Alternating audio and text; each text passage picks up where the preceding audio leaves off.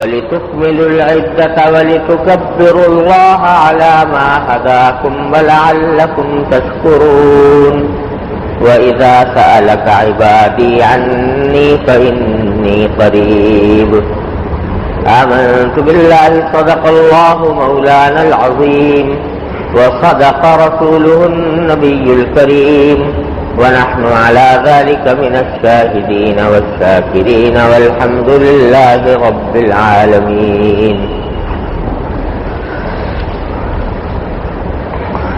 بزرگان محترم اور برادران عزیز، اللہ جل جلالہ کا جتنا شکر ادا کیا جائے کم ہے کہ اس نے اپنے فضل و کرم سے ہمیں رمضان المبارک عطا فرمایا اور اس مہینے کی برکتوں سے ہمیں نوازا اور اس میں روزے رکھنے کی اور تراویح وغیرہ کی توفیق عطا فرمائی. میں نے رمضان کے شروع ہونے سے پہلے یہ عرض کیا تھا کہ یہ مہینہ اصحاب ایمان کے لیے پاکی اور صفائی کا مہینہ ہے، جس میں اللہ جل جلالہ کی طرف سے ایمان والوں کی روحانی اوور ہالنگ کی جاتی ہے. سال کے 11 مہینوں میں ہمارے دلوں پر، ہماری روحوں پر جو میل کچیل طاری ہو جاتا ہے، یہ مہینہ اللہ تبارک و تعالیٰ نے اس لیے مقرر فرمایا کہ اس میل کچیل کو صاف کر دیا جائے. چنانچہ اس مہینے کے اندر اللہ تبارک و تعالیٰ نے اپنی رحمت کے دروازے کھولے ہوئے ہوتے ہیں، شیطان کو مقید کیا ہوا ہوتا ہے تاکہ بندے اپنے میل کچیل کو صاف کر سکیں اور اثر نو پاک صاف اور دھلے اور اجلے ہو کر آئندہ زندگی کے لیے تیار ہو. الحمدللہ اللہ تبارک و تعالیٰ نے یہ مہینہ ہمیں عطا فرمایا اور اس کے بعد اس مہینے کی انوار و برکات سے مستفید ہونے کی خوشی میں عید الفطر عطا فرمایا. اور حدیث میں آتا ہے، آپ نے حدیث سنی ہوگی کہ نبی کریم صلی اللہ علیہ وسلم نے فرمایا کہ للصائم فرحتان، فرحۃ عند فطرہ و فرحۃ عند لقاء ربہ، کہ روزہ دار کے لیے 2 فرحتیں ہیں. اللہ تبارک و تعالیٰ نے 2 قسم کی فرحتیں، خوشیاں روزہ دار کے لیے رکھی ہیں. ایک فرحت اور خوشی اس کے افطار کے وقت میں ہے، اور ایک خوشی اس وقت حاصل ہوگی جبکہ یہ روزہ دار اپنے پروردگار سے جا کر ملے گا. اصل خوشی تو وہی ہے جو آخرت میں اللہ تبارک و تعالیٰ سے ملاقات کے وقت میں نصیب ہوگی انشاءاللہ. اللہ تعالیٰ ہر صاحب ایمان کو عطا فرمائے. لیکن اس دنیا کے اندر تھوڑا سا اس کا مظاہرہ، تھوڑی سی جھلک اللہ تعالیٰ نے عطا فرما دی. فرمایا کہ وہ فرحت ہے جو فطر کے وقت میں حاصل ہوتی ہے، افطار کے وقت میں حاصل ہوتی ہے. اب اس کے 2 مطلب ہیں جو علماء کرام نے بیان کیے ہیں. ایک مطلب تو اس کا یہ ہے کہ ہر روز رمضان کے اندر، ہر روز جب بندہ افطار کرتا ہے تو افطار کے وقت اس کو ایک فرحت حاصل ہوتی ہے. سارے سال کھانے میں اور پینے میں اتنا لطف نہیں آتا ہوگا جتنا رمضان کے اندر افطار کے وقت میں انسان کو حاصل ہوتا ہے. آپ ہر شخص اس کا تجربہ کرتا ہے کہ سارے سال کسی چیز کے کھانے میں اتنا مزہ نہیں آتا، کوئی پانی پینے میں، شربت پینے میں اتنا لطف نہیں آتا جتنا کہ افطار کے وقت میں آتا ہے. تو وہ فرحت مراد ہے جو ہر روزے دار کو ہر روز افطار کے وقت میں نصیب ہوتی ہے. اور دوسرے بعض حضرات علماء کرام نے فرمایا کہ نہیں، اس فرحت سے مراد ہے رمضان کا پورا مہینہ گزرنے کے بعد جب بندہ افطار کرتا ہے اور عید الفطر مناتا ہے تو عید الفطر کے وقت میں اللہ تبارک و تعالیٰ فرحت جو عطا فرماتے ہیں وہ مراد ہے کہ سارا مہینہ اللہ تبارک و تعالیٰ کی حکم کی تعمیل میں روزے سے رہ کر اور اس کی بندگی کر کے عبادتیں کرنے کے بعد پھر اللہ تبارک و تعالیٰ ایک خوشی اور مسرت عطا فرماتے ہیں عید کے دن میں. تو وہ مراد ہے کہ دنیا کے اندر ایک جھلک اس فرحت کی جو آخرت میں نصیب ہوگی عید کی شکل میں اللہ تبارک و تعالیٰ نے بندوں کو عطا فرمایا. اور یہ بھی ایک عجیب اسلام کا نرالا انداز ہے کہ سارے سال میں صرف 2 عیدیں مقرر کی گئی ہیں اور دنیا کے مذاہب اور ملتوں میں ہر سال کے اندر بہت سارے تہوار منائے جاتے ہیں.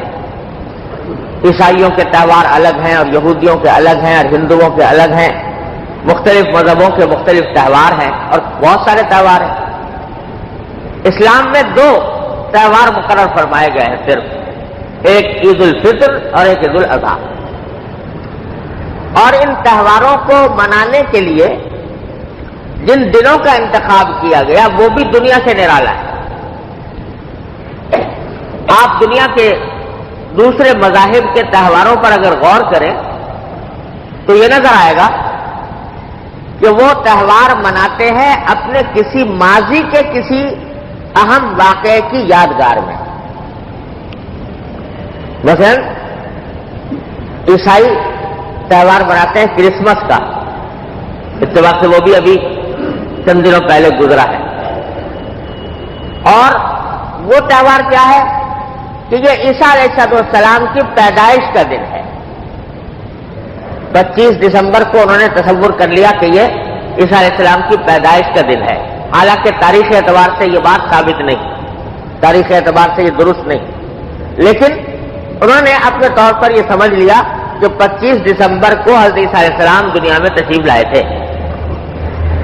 تو اس واقعے کی یاد میں، آپ کی پیدائش کی یاد میں انہوں نے کرسمس کا دن تہوار بنا لیا. موسیٰ یہودی جو ہیں، جس دن حضرت موسیٰ علیہ السلام کو فرعون سے نجات ملی، فرعون کا لشکر غرق ہوا اور موسیٰ علیہ السلام بنی اسرائیل کو لے کر اس سے آزاد ہو کر چلے گئے، اس دن کی یاد میں اپنا تہوار مناتے ہیں یہودی لوگ. ہندوؤں کے یہاں دیکھ لیجئے جتنے تہوار ہیں وہ کسی نہ کسی ماضی کے واقعے میں اس دن یہ ہوا تھا، اس دن یہ ہوا تھا، اس دن یہ ہوا تھا. تو ماضی کے واقعات کی یاد میں تہوار منائے جاتے ہیں. اسلام نے جو تہوار مقرر فرمائے عید الفطر اور عید الاضحیٰ، اس کو دیکھو تو اس میں کیا واقعہ ہوا تھا؟ کوئی پرانا واقعہ، ماضی کا کوئی واقعہ اس دن سے وابستہ نہیں. یکم شوال کو کوئی خاص تاریخی واقعہ پیش آیا ہو جس کی یاد میں عید الفطر منائی جا رہی ہو، ایسا نہیں ہے. 10 ذی الحجہ کو عید الاضحیٰ منائی جاتی ہے تو 10 ذی الحجہ کو کوئی تاریخی واقعہ پیش نہیں آیا. نہ حضور اقدس نبی کریم سرور دو عالم صلی اللہ علیہ وسلم کی ولادت کے دن کو عید الفطر یا عید الاضحیٰ قرار دیا، نہ حضور اقدس صلی اللہ علیہ وسلم کے مکہ مکرمہ سے ہجرت کرنے کے واقعے کو عید کا دن قرار دیا، نہ حضور اقدس صلی اللہ علیہ وسلم کے بدر کے میدان میں فتح حاصل کرنے کو کوئی عید کا دن قرار دیا، یا احد کے میدان میں یا احزاب میں جتنے غزوات ہوئے، یا جس دن مکہ مکرمہ فتح ہوا اور کعبے بیت اللہ کی چھت سے حضرت بلال رضی اللہ تعالیٰ کی اذان پہلی بار گونجی، اس روز کو بھی کوئی عید کا دن قرار نہیں دیا. حالانکہ اسلام کی تاریخ اور خاص طور سے نبی کریم سرور دو عالم صلی اللہ علیہ وسلم کی حیات طیبہ ایسے واقعات سے مالا مال ہے، لیکن ان میں سے کسی واقعے کو عید کا دن قرار نہیں دیا، اور اگر تلاش کرو تو یکم شوال کو یا 10 ذی الحجہ کو ان واقعات میں سے کوئی واقعہ خاص نظر نہیں آئے گا۔ جن دنوں کو تہوار بنایا، جن دنوں کو عید کے لیے مقرر فرمایا، وہ یہ کہ ایک واقعہ نہیں جو ماضی میں ہو کر ختم ہو گیا، اس کے بجائے ایک ایسے واقعے کو عید بنانے کی بنیاد قرار دیا جو ہر سال پیش آتا ہے، ایسا خوشی کا واقعہ جو ہر سال مسلمانوں کے سامنے آتا ہے، اس کی خوشی میں عید منائی جاتی ہے۔ وہ کیا ہے کہ دونوں عیدیں اللہ تبارک و تعالیٰ نے ایسے موقع پر رکھی ہیں جبکہ مسلمان کسی بھی عظیم عبادت کی تکمیل سے فارغ ہوتے ہیں۔ عید الفطر رکھا ہے، عید الفطر رکھی ہے رمضان گزرنے کے بعد، کہ میرے بندے سارے مہینے میری عبادت میں مشغول رہے، سارے مہینے انہوں نے کھانا چھوڑے رکھا، پینا چھوڑے رکھا، نفسانی خواہشات کو چھوڑے رکھا میری خاطر، اور عبادت میں مصروف رہے، تو یہ مہینہ انہوں نے اللہ تبارک و تعالیٰ کی عبادت اور بندگی میں گزارا، اس کی خوشی میں، اس کے انعام میں یہ عید الفطر مقرر فرمائی۔ اور عید الاضحیٰ اس موقع پر مقرر فرمائی جب مسلمان دوسری ایک بڑی عظیم عبادت کی تکمیل کرتے ہیں، یعنی حج کی تکمیل۔ آپ کو بتایا کہ حج کا جو سب سے بڑا رکن ہے وقوف عرفات، وہ 9 ذی الحجہ کو عمل میں آتا ہے۔ 9 ذی الحجہ کی تاریخ میں تمام دنیا سے آئے ہوئے مسلمان لاکھوں کی تعداد میں میدان عرفات کے اندر جمع ہو کر اللہ جل جلالہ کی ایک عظیم عبادت کی تکمیل کرتے ہیں۔ اس عبادت کی تکمیل کے اگلے دن 10 ذی الحجہ کو اللہ تبارک و تعالیٰ نے دوسری عید قرار دے دیا۔ تو سبق یہ دے دیا کہ ماضی کے واقعات جو ایک مرتبہ پیش آئے اور ختم ہو گئے، تمہارے لیے وہ عید کی بنیاد نہیں، کیونکہ وہ تمہارے آباء و اجداد نے کیے تھے۔ بے شک تمہاری تاریخ ان واقعات سے جگمگا رہی ہے اور تمہیں اس پر فخر کرنے کا بھی حق پہنچتا ہے کہ ہمارے آباء و اجداد نے اتنے بڑے کارنامے انجام دیے تھے، لیکن تمہارے لیے ان کا عمل کافی نہیں، تمہارے لیے اپنا عمل ہونا ضروری ہے۔ تمہارے لیے اپنا عمل ہونا ضروری ہے۔ کوئی شخص صرف اس بنیاد پر نجات نہیں پائے گا آخرت کے اندر کہ میرے آباء و اجداد نے اتنے بڑے کارنامے انجام دیے تھے۔ ہر ایک آدمی کو اپنے عمل کا جواب دینا ہوگا۔ وہ جو اقبال نے کہا کہ تھے تو آباء وہ تمہارے ہی مگر تم کیا ہو، تھے تو آباء وہ تمہارے ہی مگر تم کیا ہو، ہاتھ پر ہاتھ دھرے منتظر فردا ہو۔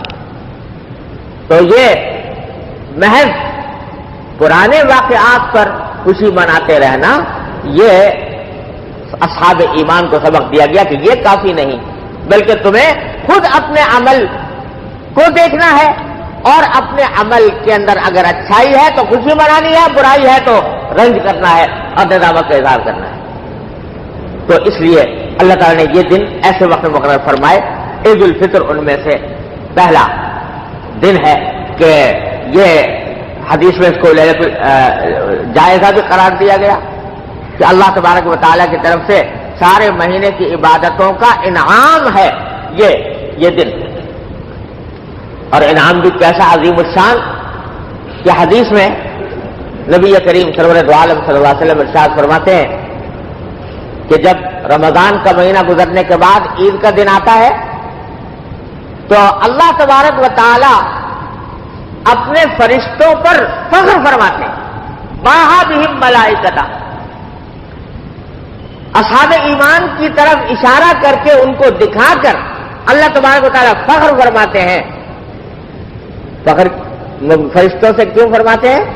کہ یہ وہی فرشتے ہیں کہ جب آدم علیہ السلام کو پیدا کیا جا رہا تھا تو یہ کہہ رہے تھے، پوچھ رہے تھے کہ اللہ تعالیٰ سے کہ اللہ آپ اس مٹی کے پتلے کو پیدا کر رہے ہیں تو ایسے شخص کو پیدا کر رہے ہیں جو زمین میں جا کے فساد پھیلائے گا، جو خوریزیاں کرے گا، جو ایک دوسرے کے گلے کاٹے گا. اتجعل فیہا من یفسد فیہا ویسفک الدماء. کیونکہ ان کو تجربہ یہ ہو چکا تھا کہ انسان سے پہلے ایک مخلوق اللہ تعالیٰ نے پیدا فرمائی تھی، جنات کی مخلوق. وہ جب زمین پر آئی تو اس نے آپس میں دنگا فساد کر کے اور ایک دوسرے کے ساتھ لڑائیاں کر کے سارا وقت گزارا. تو ملائکہ نے کہا کہ یہ نئی مخلوق آ رہی ہے، یہ بھی ویسی ہی ہوگی، یہ بھی ایسے ہی فساد پھیلائے گی. تو کیا آپ اس میں ایسی مخلوق پیدا کر رہے ہیں جو فساد پھیلائے، زمین کے اندر خوریزیاں کرے؟ تو باری تعالیٰ نے جواب میں فرمایا کہ انی اعلم ما لا تعلمون. میں اس مخلوق کے بارے میں وہ جانتا ہوں جو تم نہیں جانتے. کیا جانتا ہوں؟ کہ یہ مخلوق ایسی ہے کہ بے شک مادہ تو اس میں میں نے فساد کا بھی رکھا ہے، صلاحیت اس میں فساد پھیلانے کی بھی ہے، لیکن ساتھ میں فساد کی صلاحیت رکھنے کے باوجود جب یہ میرے احکام کی تعمیل کرے گی اور عبادت اور بندگی کرے گی تو یہ تم سے بھی آگے بڑھ جائے گی، کیونکہ تمہارے اندر میں نے فساد کا مادہ نہیں رکھا. فرشتہ اگر گناہ کرنا بھی چاہے تو نہیں کر سکتا، بھوک اس کو نہیں لگتی، پیاس اس کو نہیں لگتی، نفسانی جنسی خواہشات اس کے دل میں پیدا نہیں ہوتی. تو اس واسطے پیدا ہی وہ کیا گیا اس کام کے لیے کہ بس اللہ اللہ کرتا رہے، اللہ کے حکم کی تعمیل کرتا رہے.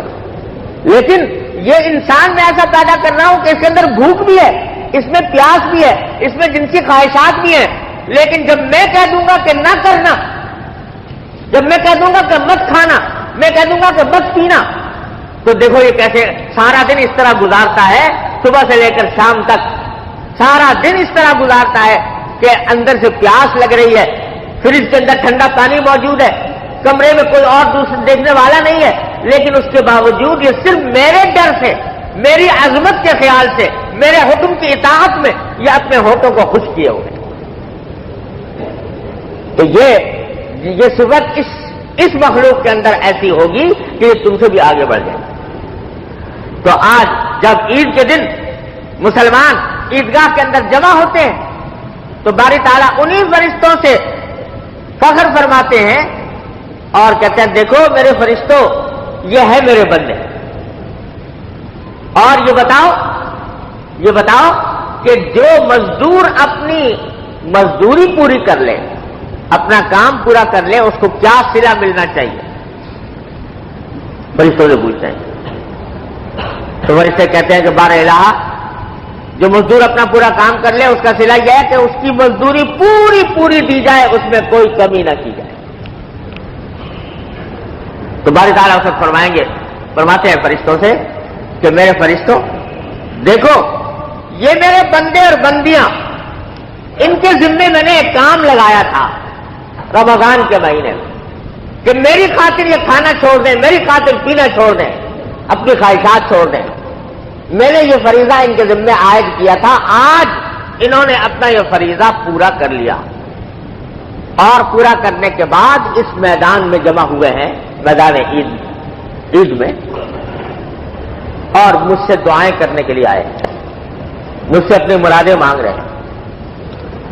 تو باری تعالیٰ اس موقع پر باری تعالیٰ اپنی رحمت کے جوش میں قسم کھاتے کہ میں قسم کھاتا ہوں اپنی عزت و جلال کی، قسم کھاتا ہوں اپنی علو مکان کی، کہ آج میں ان سب کی دعائیں قبول کروں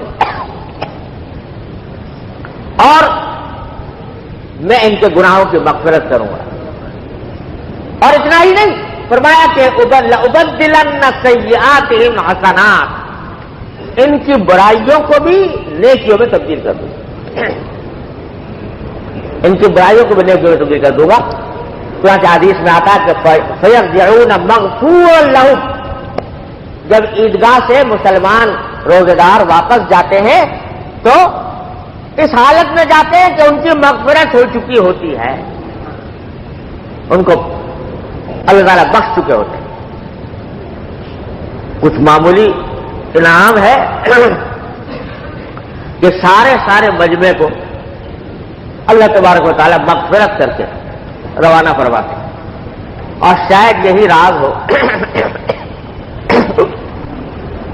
اس حکم میں کہ عید کی نماز کے لیے رسول کریم صلی اللہ علیہ وسلم نے سنت اس بات کو قرار دیا کہ مسلمان بڑی سے بڑی تعداد میں اور بہتر یہ ہے کہ کھلے میدان میں جمع ہو، کہ مجمع کثیر ہو. جتنا مجمع کثیر ہوگا، بڑا مجمع ہوگا، تو نہ جانے اس میں کس اللہ کے بندے کی برکت سے اللہ تعالیٰ سارے مجمع پر فضل فرمائے. اللہ تعالیٰ کی رحمت ایسی ہے کہ اگرچہ انعام کے مستحق تو کچھ لوگ ہیں، چند جنہوں نے صحیح معنی میں اللہ تبارک و تعالیٰ کی عبادت کی، صحیح معنی میں اللہ تعالیٰ کی بندگی کی، لیکن جب اللہ تعالیٰ ان کو اپنی رحمت سے نوازتے ہیں تو مجھ جیسے ناکارہ بھی وہاں پر بیٹھے ہوئے ہوں تو اللہ تبارک و تعالیٰ کی رحمت کہتی ہے کہ اب یہ 4-5 کو کروں اور 6 کو نہ کروں، یہ میری رحمت سے بڑی ہے، لہذا ان کو بھی اپنے فضل و کرم سے نواز دیتے ہیں. اس لیے کہا کہ بڑے سے بڑا مجمع اور کھلے میدان کے اندر جمع ہو. تو بھائی یہ الحمدللہ کل جو واقعہ پیش آیا ہے، یعنی کل جو عید کا دن ہم نے گزارا ہے، عید کی نماز اللہ تعالیٰ کے فضل و کرم سے ادا کرنے کی توفیق ہوئی ہے، یہ معمولی واقعہ نہیں، یہ زندگی کے اندر انقلاب کا واقعہ ہے کہ اس کے نتیجے میں اللہ تبارک و تعالیٰ نے انشاءاللہ ثم انشاءاللہ سب کی مغفرت فرما دی ہے. اللہ کی رحمت سے یہی امید رکھنی چاہیے. یہ جو ہمارے دلوں میں خیالات آتے ہیں کہ بھئی عبادت تو کی بے شک، لیکن یہ کہ حق تو ادا نہ ہو سکا.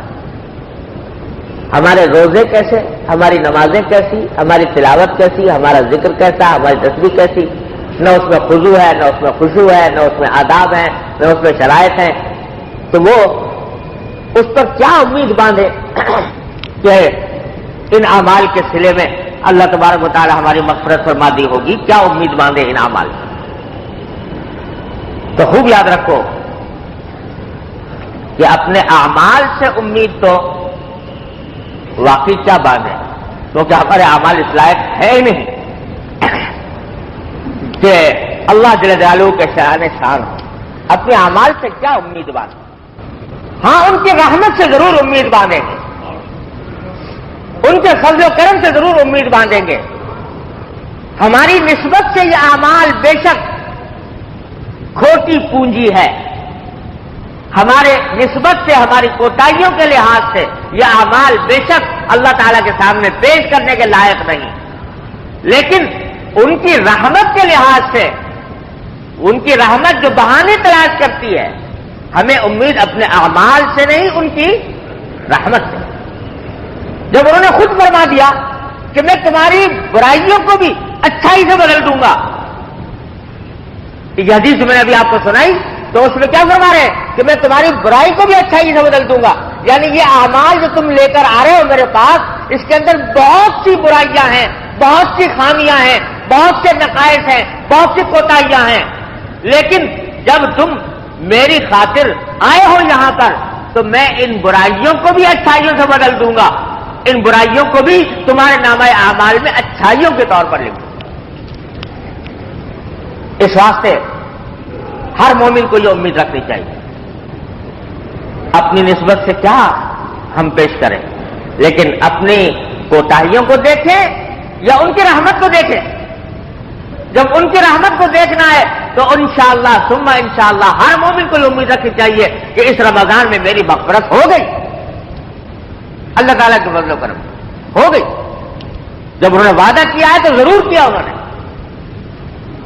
ہاں یہ جو امید ہے یہ اپنے کسی عمل کے اوپر ناز کی وجہ سے نہیں، اپنے عمل کی اچھائی کی وجہ سے نہیں، بلکہ ان کی رحمت کی وجہ سے. حضرت جنید بغدادی رحمۃ اللہ علیہ جو مشہور ولی اللہ بزرگ گزرے ہیں، ان کا بڑا کام کا مقولہ ہے. وہ فرماتے ہیں کہ جو شخص عمل کیے بغیر، کوئی عمل کیے بغیر امیدیں باندھ رہا ہے، عمل کیے بغیر امیدیں باندھ رہا ہے کہ میں عمل تو کچھ کروں نہیں اور اللہ تبارک و تعالیٰ مجھے جنت میں داخل کر دیں گے، تو جو شخص عمل کیے بغیر امیدیں باندھ رہا ہے وہ اپنے آپ کو دھوکہ دے رہا ہے. اور جو شخص اپنے عمل پر بھروسہ کر رہا ہے کہ چونکہ میں نے اچھا عمل کیا لہذا ضرور جنت میں جاؤں گا، جو اپنے عمل پر بھروسہ کر رہا ہے وہ شخص در حقیقت وہ بھی اپنے آپ کو دھوکہ دے رہا ہے. حقیقت کیا ہے کہ عمل کیے بھی جاؤ اور امید اللہ کی رحمت سے باندھو، بھروسہ اللہ کی رحمت پر کرو، اپنے عمل پر نہیں. کیونکہ عمل یہ کرنا کہ بغیر عمل کیے امید باندھنا اس لیے غلط ہے کہ اللہ تعالیٰ نے بتایا کہ میری رحمت متوجہ اس شخص پر ہوتی ہے جو کچھ عمل کرتا ہے، رحمت اسی پر متوجہ ہوتی ہے. اگر عمل کرتا ہی نہیں، غفلت میں وقت گزار رہا ہے، تو پھر جہاں اللہ تعالیٰ غفور الرحیم ہے وہاں شدید العقاب بھی ہے. تو اگر عمل کوئی نہیں کر رہا اور پھر امید باندھے اللہ تبارک و تعالیٰ سے، وہ دھوکہ دے رہا ہے اپنے آپ کو. اس واسطے کہ در حقیقت اللہ تعالیٰ کی رحمت متوجہ ہوتی ہے اس شخص کے لیے جو عمل کرتا. ہاں جب عمل کیا، قدم بڑھایا، لیکن عمل میں نقص رہ گئے، کوتاہیاں رہ گئیں، خرابیاں رہ گئیں، تو چونکہ اللہ کو راضی کرنے کے لیے اس نے قدم بڑھایا تھا، تو اس واسطے اللہ تبارک و تعالیٰ اس پر رحمت فرما دیتے ہیں اور اس کی کوتاہیوں کو درگزر فرما کر اس کو حسنات سے بدل دیتے ہیں. لہذا عمل کرتے بھی رہو اور بھروسہ بھی عمل پر نہ کرو، بھروسہ اللہ کی رحمت پر کرو. یہ فرماتے ہیں جنید بغدادی رحمت اللہ تعالی علیہ، اور بڑے کام کی بات پر. تو یہی معاملہ ہمارا بھی ہے کہ بے شک اپنی نسبت سے دیکھیں تو نہ روزے اللہ کے سامنے پیش کرنے کے لائق، نہ تراویح اللہ کے سامنے پیش کرنے کے لائق، نہ تلاوت اللہ کے سامنے پیش کرنے کے لائق، لیکن جب ان کی رحمت پر نظر کریں تو ان کا فرمانا یہ ہے کہ تمہاری برائیوں کو بھی اچھائی سے بدل دوں گا. لہذا امید رکھنی چاہیے کہ انشاءاللہ اللہ تعالیٰ نے اپنے اس وعدے کو پورا فرمایا اور ہماری مغفرت فرمائی. عید کے دن مغفرت ہو گئی انشاءاللہ. البتہ مغفرت کے کیا معنی؟ مغفرت کے معنی یہ کہ جو میل کچیل تھا اللہ تعالیٰ نے دھو کے صاف کر دیا. اب تمہیں کوڑا کپڑا ہو، ایک اجلا دھلا ہوا صاف ستھرا کپڑا ہو، اب اس صاف ستھرے کپڑے کی حفاظت کرو، اس دھلے ہوئے کپڑے کی حفاظت کرو. جتنا کپڑا اجلا اور دھلا ہوا اور صاف ہوگا اتنا ہی اس کے اوپر دبا لگا ہوا برا لگے گا. میرا کچالا کپڑا ہے اگر اس پر دبے لگ رہے ہیں تو پہلے 10 لگے ہوئے تو 11واں لگ گیا، 12واں لگ گیا، کچھ زیادہ پرواہ نہیں ہوتی. لیکن آج نیا کپڑا پہن کے آئے اور صاف ستھرا دھلا ہوا بے عیب بے داغ، اس پر اب جب ذرا سا بھی دبا لگے گا تو کیا ہوگا؟ یہ دبا بہت برا لگے. لہذا جب اللہ تعالیٰ نے دھو کر اجلا کر کے صاف کر دیا ہمیں آپ کو، تو اب ہمارا کام یہ ہے کہ اس کپڑے کی حفاظت کریں. اب اس پر گناہ کا دھبا نہ لگے، اب اس پر معصیت کا داغ نہ لگے. اس کو اور اس فکر میں نہ رہو کہ پھر لگیں گے داغ تو اگلے رمضان میں پھر دھل جائیں گے. کسے پتا کہ اگلا رمضان نصیب ہو کہ نہ ہو، کسے پتا کہ آئندہ توبہ کی توفیق ملے کہ نہ ملے.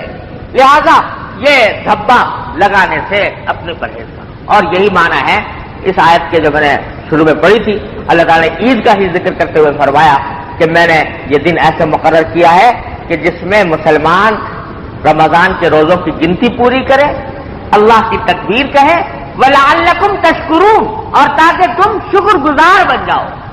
تو شکر گزار بننے کا راستہ یہی ہے کہ جس ذات نے تمہاری برائیوں کو بھی حسنات سے بدل دیا، اب اس کا شکر یہ ہے کہ اپنی آئندہ زندگی کو گناہوں سے، معصیتوں سے، نافرمانیوں سے بچانے کی فکر کرو.